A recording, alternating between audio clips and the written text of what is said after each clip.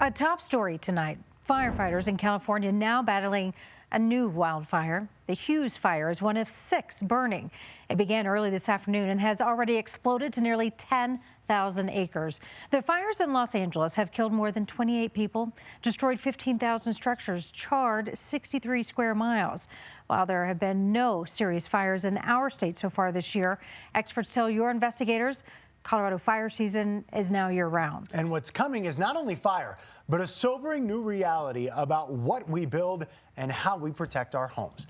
Alan Janae has been digging into the dangers behind wildland-urban interface. And Alan, you found there's a strong push for change to building codes and regulations that could come whether or not we want it to. Well, that's a good point, Karen. That's because the losses are now becoming so great in what's called the wildland-urban interface. The only way to remain may be big changes. Now, think of it this way. 30 years ago, we were building homes with wood shake roofs and wood siding in areas now at risk. No longer. That's a big change, but there is likely a lot more change coming. It wasn't a big fire for Colorado, but the Snow Creek fire made a difference. Burning in the summer-dried landscape, it reached toward the Willow Springs neighborhood against the mountains south of Highway 285.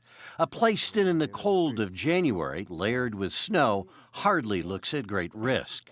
I think it woke a lot of people up, but Todd Houghton is a local realtor who's become a community organizer. He's also become certified in wildfire mitigation as he thinks about the risks and costs here. if it's not a fire, it will be the insurance company. We've got lots of them dropping here already.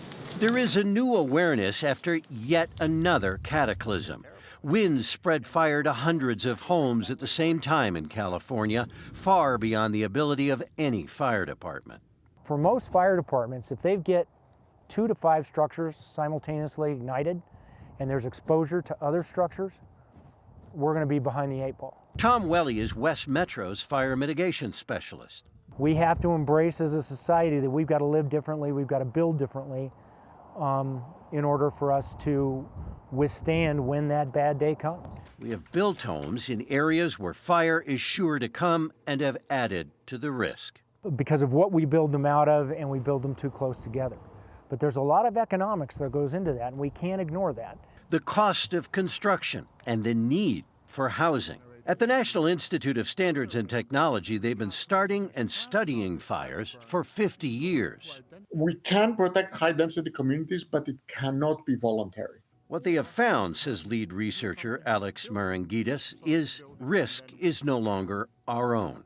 But as we squeeze those communities, those fuels together, we are no longer individuals, we are community. To prevent mass disaster, they point to the need for stricter rules. You cannot have sheds. In high density, you cannot have parallel fences. In high density, you cannot park your RV next to your house. You're a fire guy. Would you want to be a political leader making these decisions? Oh, I think it's very difficult. It's real easy to throw rocks at politicians over this stuff, and I don't think it's always fair. The pressure may come economically. Are insurance realities going to dictate what happens? Oh, I think to a degree. You can't shove it down people's throats legislatively, right? I don't think so, not in America. Todd Houghton tries to figure out how to convince his neighbors. Protect your own property. That's the message. That's the only message I can come up with that works. There's going to be a fire, you can't prevent it, and there's not enough water to stop a fire when the wind is blowing 50 miles an hour.